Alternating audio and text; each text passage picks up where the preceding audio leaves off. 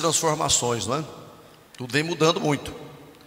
Acho que a palavra lá no Salmo 46, ainda que as águas rujam e se perturbem, as águas estão rugindo e se perturbando. São os povos, são as nações, né? Nunca houve uma época de tanta migração de gente de um lado para o outro. A Bíblia diz isso, né? Muitos correrão de uma parte para outra. A insatisfação generalizada nas nações.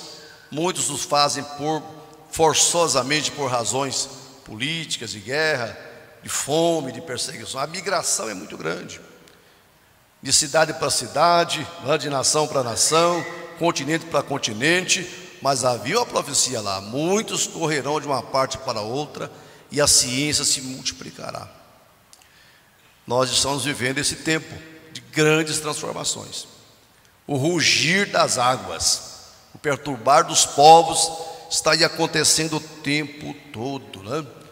Aquilo que Jesus falou: assoprou o vento, correu a enxurrada e combate as estruturas. Estamos vivendo uma época de muita ventania, de muita enxurrada, né? Que vem combater contra as estruturas espirituais, morais, familiares. E se não tivermos uma boa base, e a melhor base é Cristo e a obediência à sua palavra, não ficará de pé nenhuma estrutura, porque o vento assopra forte, a enxurrada vem e traz todo tipo de madeira podre e combate contra tudo e contra todos. Essa é a realidade hoje na sociedade.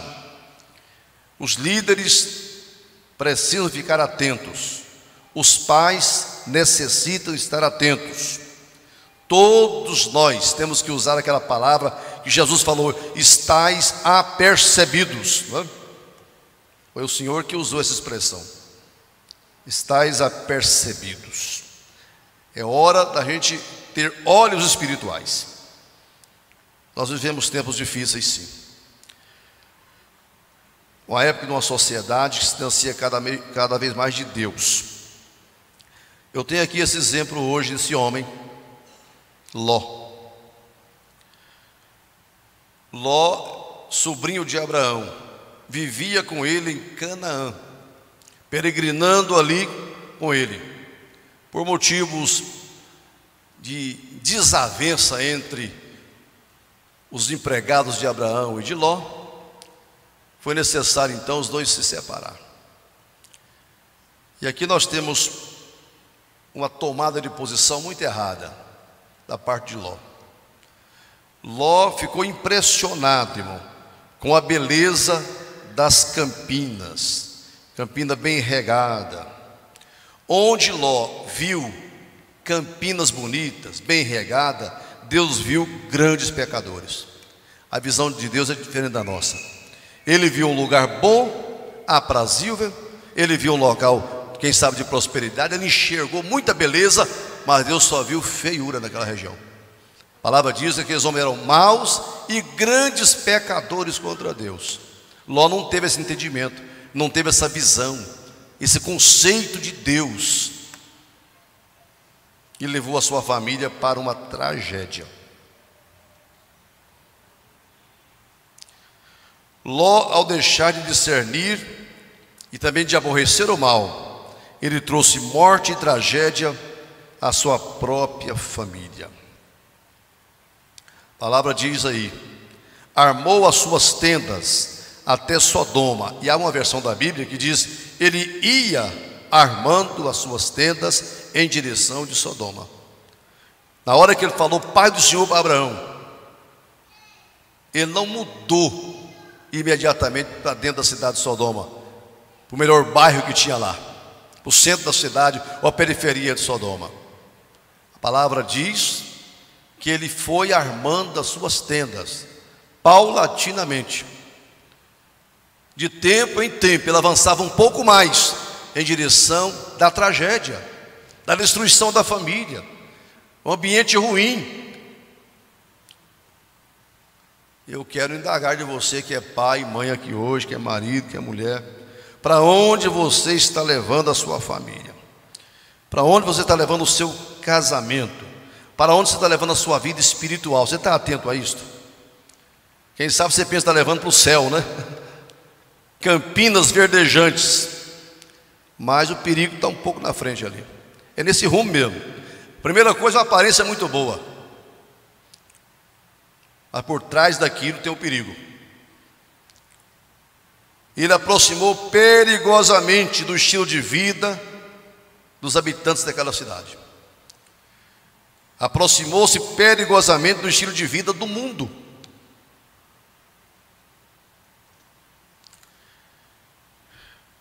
Eu acho que só se a pessoa ficar... É um surto, né? De uma hora para outra assim.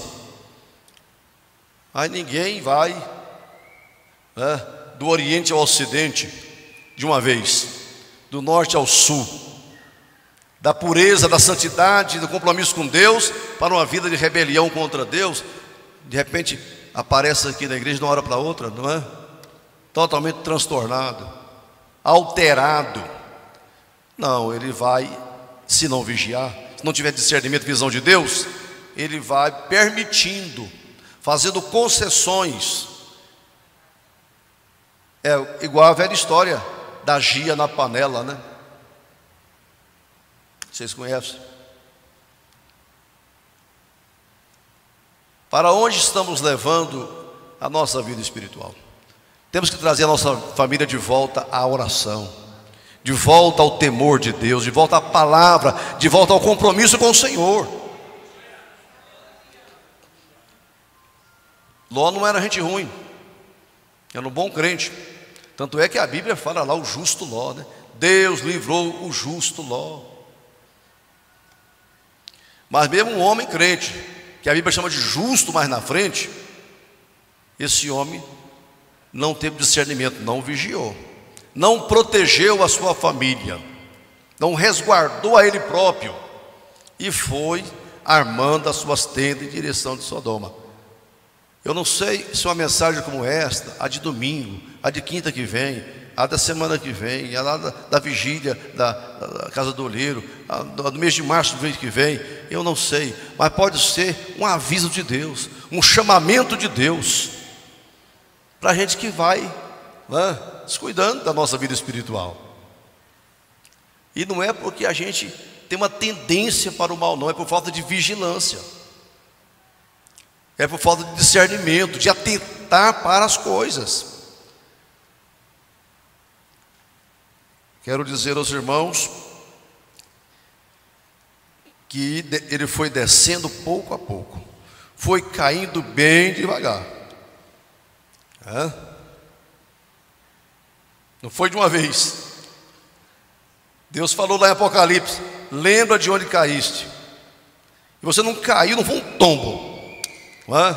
Foi descendo devagarinho, fazendo pequenas concessões que crente não pode fazer, que homem de Deus, mulher de Deus não pode fazer. Por menor que seja, você não pode abrir brecha da legalidade do pecado na sua vida, nem para Satanás agir. Numa mínima coisa, numa pequena mentira, uma sua ação parece que insignificante, mas você está descendo, porque vai fazendo concessão hoje, amanhã uma maior, depois maior. Quando você percebe, você é morador de Sodoma. Quer dizer, é um igual os outros do mundo, não tem diferença, está igual, conserva a estampa de homem e mulher de Deus, de crente, mas a conduta, o local que você habita, a posição que você está, não é a que Deus sonhou para a gente. Quanta gente na igreja, mas já está fora também, está fora. Eu quero que os irmãos leiam comigo alguns versículos. Talvez Ló tenha raciocinado da seguinte maneira: as vantagens materiais, a cultura de Sodoma, os prazeres de Sodoma compensaria todos os perigos, e que ele e a família dele tinha força espiritual suficiente para permanecer fiel a Deus, mesmo naquela situação lá.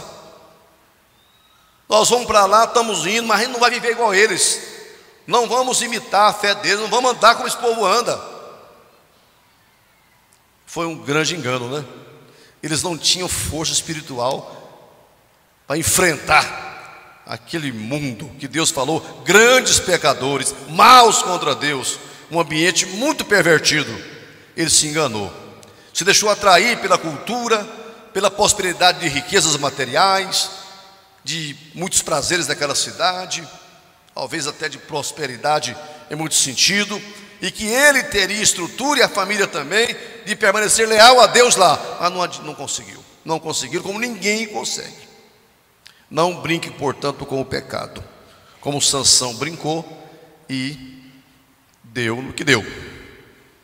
Assim, ele e a família ficaram totalmente expostos à imoralidade e também à impiedade daquela cidade.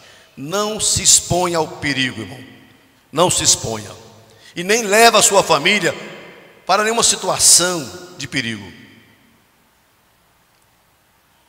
Os pais de família devem tomar cuidado para não se envolverem de igual modo, nem a seus filhos, com nenhuma Sodoma moderna, com um estilo de vida parecido com Sodoma, para não se arruinarem espiritualmente, como aconteceu com a família de Ló.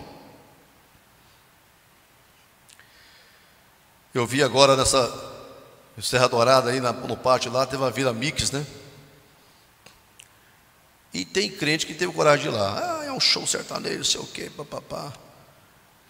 Centenas de pessoas foram presas ali, irmão, ao sair de lá totalmente embriagadas. Um ambiente totalmente sodomizado. Como é que um crente vai lá e fala que é crente? Levou a família para lá, levou você próprio, caminhou na direção desta. Vai fazendo pequenas concessões e acha que tudo é normal. Não tem problema nenhum, eu vou lá e não vou pecar. Será que não? Só de ir já está pecando, né? Só de transferir residência daqui para lá já está errado. Está errado. A título de muita modernidade, né? Ah, pastor, a cerveja sem álcool. Essa roupa aqui todo mundo está usando. Esse namoro é um modelo mais moderno do que do tempo do Senhor. E vamos fazendo concessões. Vamos ler comigo Gênesis 3. Está bem pertinho aí. Pula, volta 10 capítulos aí. Gênesis 3, 13. O que Eva falou aqui? Vamos identificar os perigos para o rebanho do Senhor. Diz o versículo 13: E disse o Senhor Deus à mulher: Por que fizeste isto? E disse a mulher: A serpente me enganou e eu comi. Você sabe que o nome do diabo, Satanás, quer dizer enganador. É a natureza dele, é o caráter dele. Deus é chamado de amor, Deus é amor. O diabo é enganador. É a tradução da palavra Satanás, é enganador. Então Eva, uma mulher que Deus criou, colocou no jardim, como Ele me criou a mim e a você e colocou na igreja. Ela falou: eu fiz isto porque a serpente me enganou. E me enganou com mentira. Pode fazer que não tem problema. Deus falou isso, mas não é bem assim. Vamos contextualizar o que Deus falou. Não vamos ser tão rígidos ao pé da letra. O que Deus disse, vamos fazer alguma concessão aqui, não tem problema não. A serpente me enganou. E eu vejo isso lá na frente, quando Paulo, lá em 2 Coríntios 11, falando com a igreja, 2 aos Coríntios 11, o versículo 3, ele diz assim. Vou ler a partir do primeiro, porque o coração de Paulo é o nosso, a alma de Paulo é a nossa, a preocupação dele é a nossa. Tomara que me suportasseis um pouco na minha loucura, suportai-me, porém ainda, porque estou zeloso de vós com zelo de Deus, porque vos tenho preparado para vos apresentar como a uma virgem pura, a um marido, a saber, a Cristo. Agora o versículo 3: Mas temo que, assim como a serpente enganou Eva. Então a Eva não foi culpada, ela falou, a serpente me enganou. Ela foi culpada de parlamentar com a serpente, de dar brecha, de fazer concessão, de se aproximar do perigo, de parlamentar com o erro, de se aproximar de Sodoma, um ambiente, uma situação perigosíssima. Então é verdade que Paulo concorda com ela aqui, porque eu temo que assim como a serpente enganou Eva com a sua astúcia, assim também sejam de alguma sorte corrompidos os vossos sentidos e se apartem da simplicidade que há em Cristo, da simplicidade do Evangelho, da pureza cristã, do amor de Deus, dessa coisa gostosa que é servir a Deus na sua casa. Eu temo, tenho temor. É legítimo o temor de Paulo, não era? Porque Satanás não mudou. Com astúcia ele enganou. E depois Paulo diz uma passagem o seguinte: eu não ignoro as suas astúcias, eu não ignoro os seus ardis. O grande perigo do crente é ignorar os ardis de Satanás, as astúcias dele, e não se preparar para combater isto. Por isso que Pedro fala: eis que o diabo, vosso adversário, anda em derredor de vós, buscando a quem possa tragar, ao qual resistir firmes na fé. Aleluia. Não vai te vencer se você resistir firme na fé. Resista a ele. Legítima preocupação de Paulo, e legítima preocupação de todo líder, todo pastor, diante da situação que vivemos hoje no mundo, com relação ao rebanho do Senhor. Grande perigo que a igreja enfrenta hoje, o rebanho, é o perigo do engano. Engano de Satanás, falsidade. O problema é que o diabo age, e aqui diz o texto, através de obreiros fraudulentos.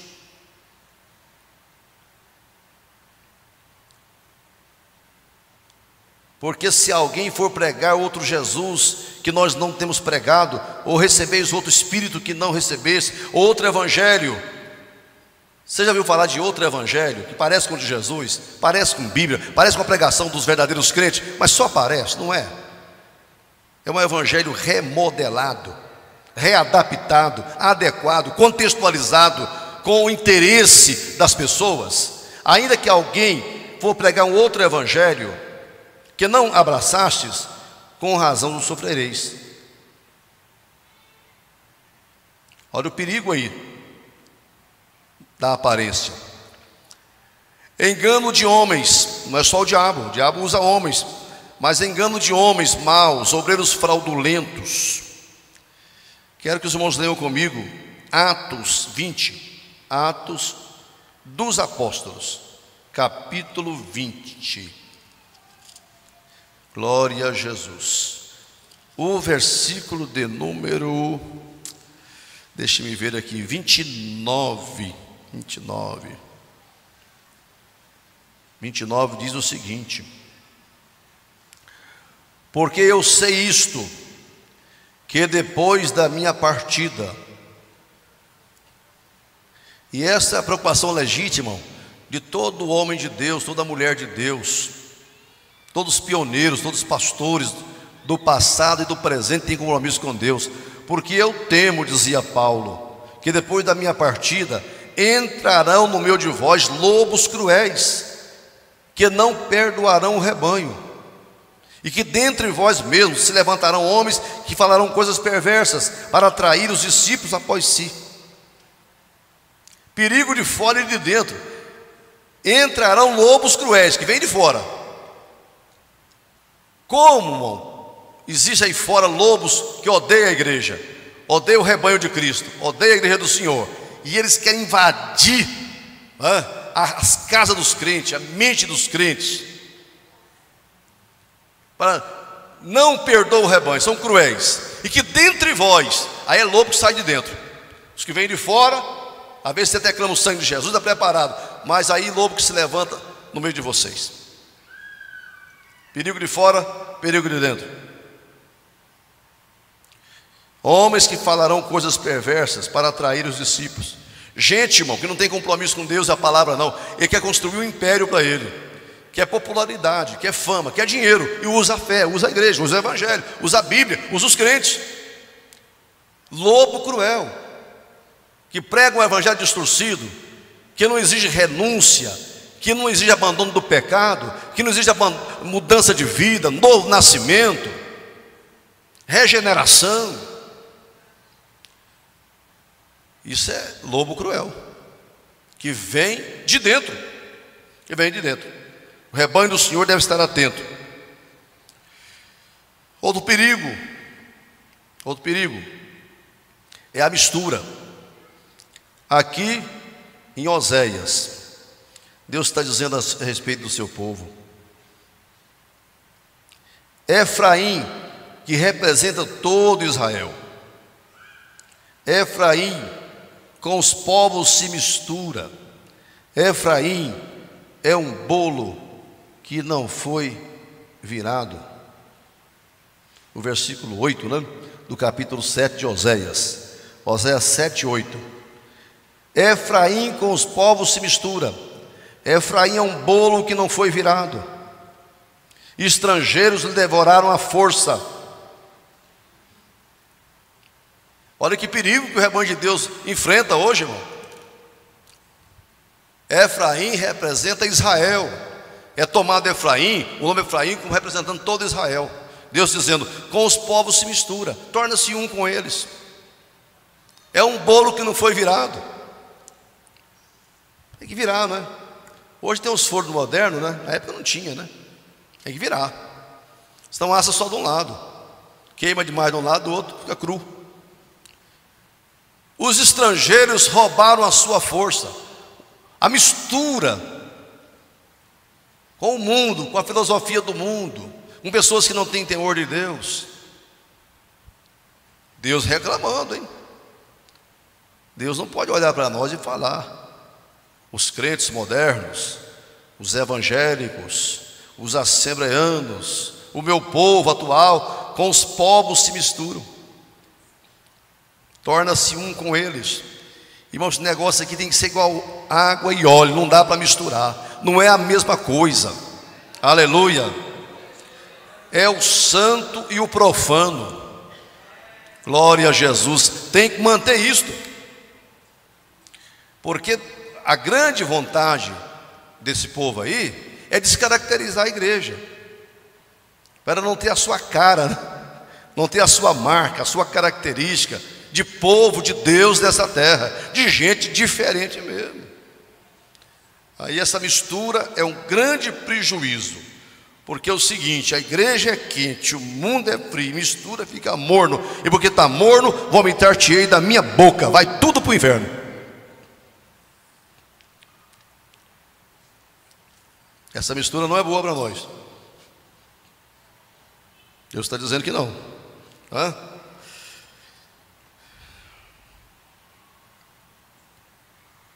Hoje é uma completa banalização de tudo. Banalização da vida, né? Como que a violência tem aumentado no mundo? Coisa que ninguém controla. E vocês sabem muito bem que uma das características de Sodoma não é só porque era aquela vida depravada dos moradores lá, não. Havia muita soberba lá, muito orgulho, muita violência lá. Lá o profeta Ezequiel cita isto, né? Pois Deus destruiu a cidade por causa da sua soberba, da sua arrogância, da sua violência. Então a banalização, a vida não tem valor nenhum. Pessoas cruéis. Hoje a pessoa não quer roubar, não quer assaltar, ele quer praticar crueldade. Crueldade. Estava vendo agora uma matéria antes de vir para cá. Você entra no supermercado, rende o dono, rouba tudo, e na hora de sair ainda mata o proprietário. Crueldade, né? Crueldade. Isso é característica, irmão, de uma época que está terminando, como foi o fim lá. Deus mandou fogo em Sodoma e Gomorra, acabou com tudo, porque está chegando a hora também do fim dessa civilização totalmente distanciada de Deus. A banalização na área do sexo. Uma coisa tão feia que eu vi agora a revista Playboy, que desde 57 publica a revista, e o cardápio lá é publicar revistas com mulheres nuas. A primeira que foi publicada foi aquela Marilyn Monroe, né? Primeira revista Playboy, hoje tem Playboy no Brasil, no mundo inteiro.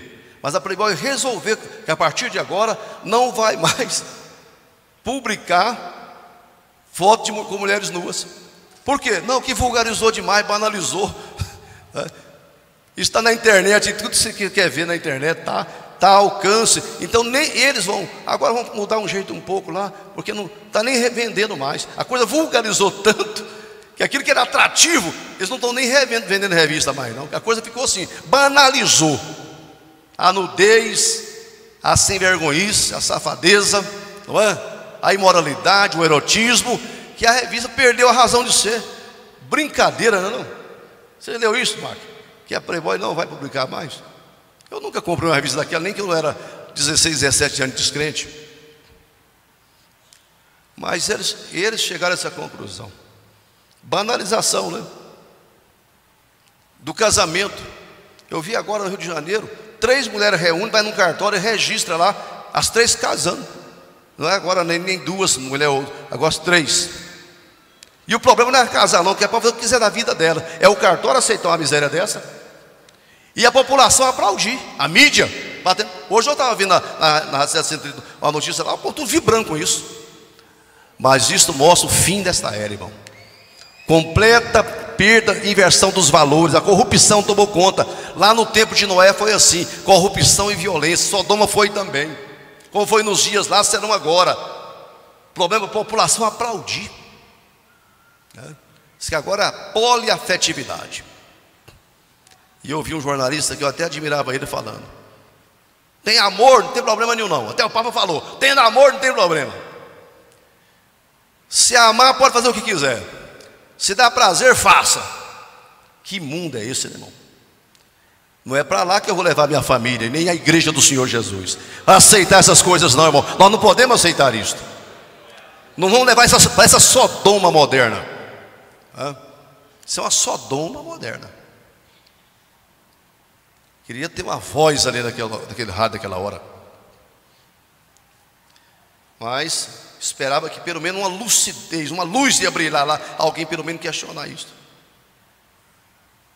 Então tá, o sujeito ama a filha, não é? Posso relacionar com ela. Ama a irmã, a bagunça vai estabelecer, por essa lógica deles. Mas esse mundo está se tornando um mundo sem lei mesmo, né? E um diz: não, a igreja foi engessada, a sociedade foi engessada na Idade Média. Tem que desengessar a sociedade, deixar o povo fazer o que quer. O mundo é assim mesmo, nem importa com isso não é? É assim mesmo. Os homens maus e enganadores vão de mal para pior, enganando e sendo enganados, caminhando para o inferno. Assim é o mundo. Eu vi o pastor Enoque falando um dia aqui, e concordo com ele, que o mundo não tem jeito para o mundo. Nós não vamos salvar o mundo, irmão. O mundo está perdido, o mundo já é um maligno, o mundo caminha para o inferno, o mundo está sentenciado. O que nós estamos fazendo é tirando pessoas do mundo. Daqui e dali você arranca um para fora do mundo, e o mundo vai embora para o inferno. Mas vamos tirar gente do mundo, gente que pertence a Deus e que não pode ir com o mundo.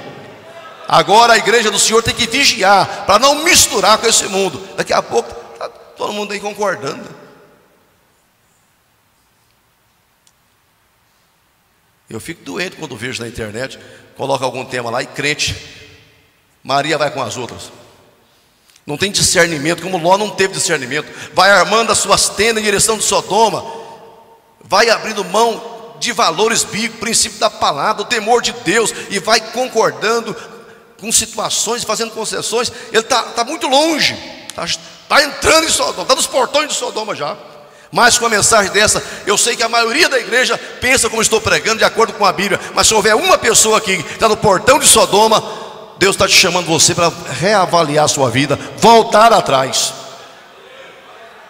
Acorde, pai, mãe, marido, mulher.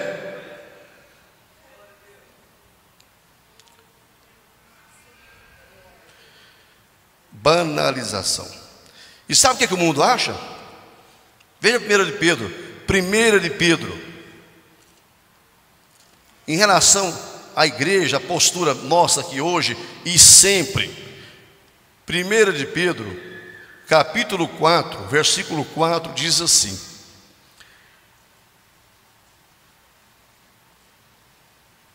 o mundo andando em dissoluções, concupiscências, borracheiras, glutonarias, bebedice, abominável idolatria, e acham estranho, o versículo 4 diz, e acham estranho não correrdes com eles no mesmo desenfreamento de dissolução, blasfemando de vós. Não é isso que eles fazem? Acho estranho a igreja ter uma posição diferente, condenar isso, levantar contra esses desmandos que existem no mundo da sociedade, e acham estranho não correrdes com ele no mesmo desenfreamento de dissolução, blasfemando de vós, quer dizer, falando mal da gente, como se nós estivéssemos errados. Está aqui na palavra de Deus. Meus irmãos, estamos num tempo onde tudo foi banalizado, um mundo sem lei. Mas vamos ver como fazer diante disso. Vamos começar com 1 Coríntios 10, 12. 1 aos Coríntios 10, 12. A palavra diz aí. Você pegou sua Bíblia, você leu aí antes de mim? Olha o que diz aqui. Aquele, pois, que cuida estar em pé, olhe, não caia. Você que ainda não levou sua família para Sodoma, você não foi para lá, você não concorda com esse mundo, então a Bíblia está dizendo, fique firme para não cair, porque hoje você está firme, né? Mas amanhã o vento sopra forte, a enxurrada vem, amanhã a situação piora, os ataques são maiores. Aquele, pois, que cuida estar em pé, olhe, não caia. Fique firme. Essa é a primeira atitude. Vamos ler a outra passagem.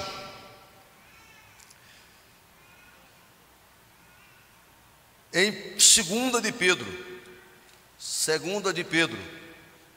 capítulo 1. O que fazer numa situação dessa, meus irmãos? Versículo 19. 2 de Pedro 1,19.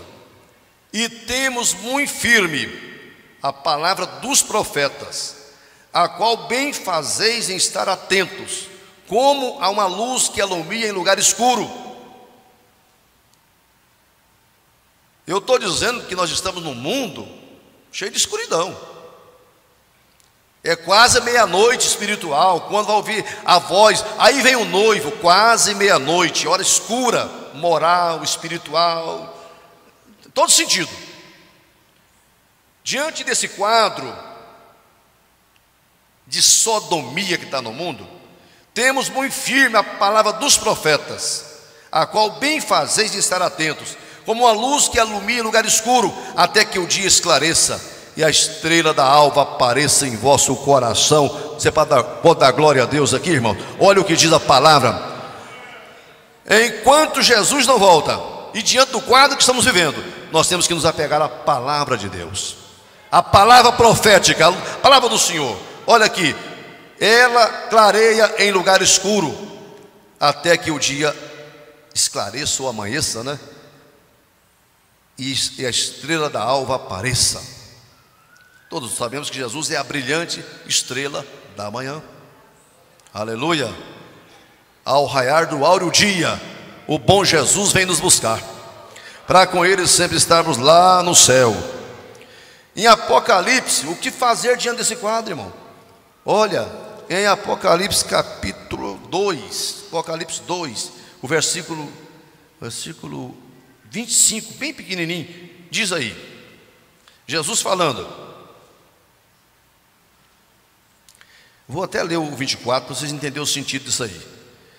Mas Jesus diz: mas eu vos digo a vós e aos restantes que estão em Campinas, em Goiânia, no Brasil, a todos quantos não têm essa doutrina e não conheceram, como dizem, as profundezas de Satanás, que outra carga não vos porei, mas o que tendes, o quê? Retende-o até que eu venha. Irmã, segure o que você já conquistou em Cristo. Segura a salvação que você tem, a graça de Deus, o Espírito Santo na sua vida, o temor do Senhor, o compromisso com Jesus, a alegria de ser crente. Retenha isso na sua vida, até que Jesus volte, está dizendo. Vocês que não experimentaram as profundezas de Satanás, que não foi para esse mundo controlado pelo diabo. Graças a Deus que nós não conhecemos, né, as profundezas de Satanás. Está lá. Estava conversando ontem com um coronel. Ele diz: pastor, e um deputado, eu tenho que acabar com o negócio desse open bar. Open bar, isso é uma desgraça para a juventude. Você paga R$100 e lá é para beber à vontade.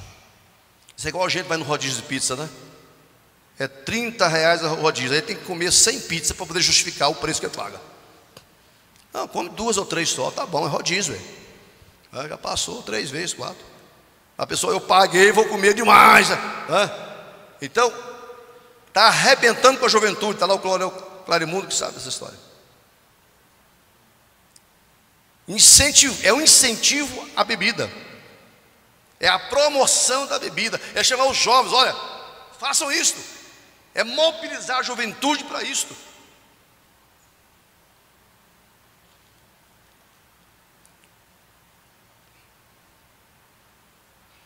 O que tendes, retende-o até que eu venha. Jesus está dizendo.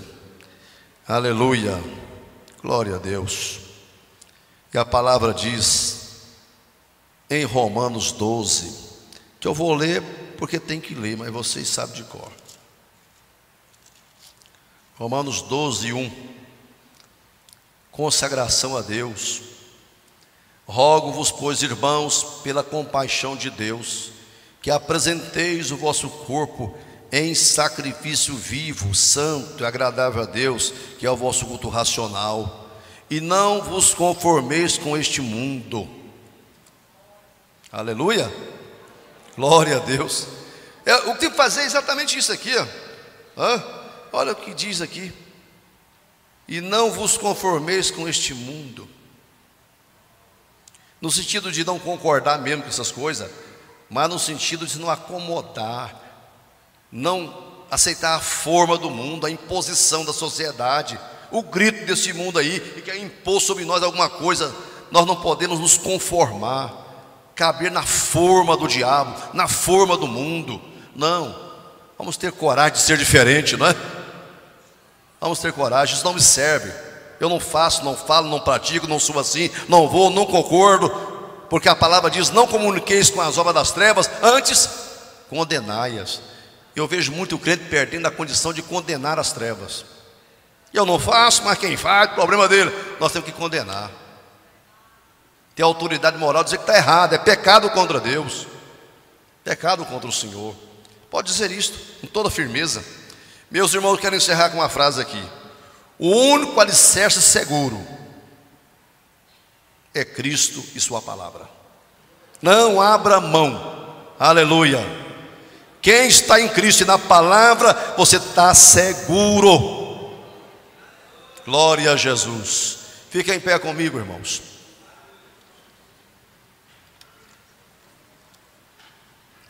A oração feita por um justo pode muito em seus efeitos, né?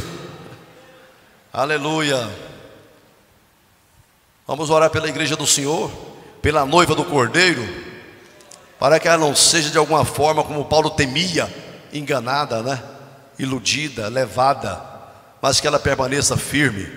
Você pode orar comigo? Começa a orar. Nosso Deus, nosso Pai,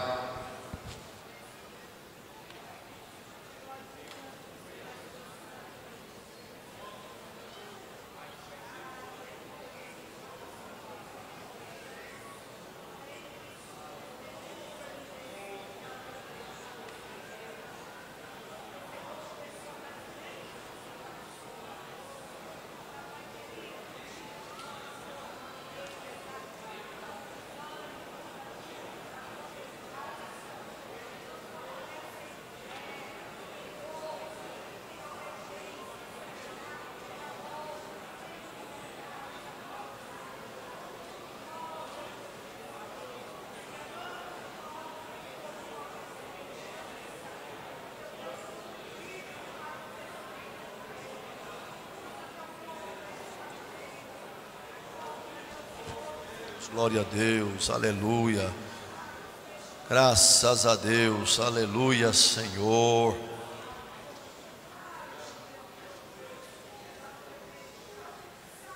Glória a Deus. Irmãos, Deus abençoe. Podem assentar.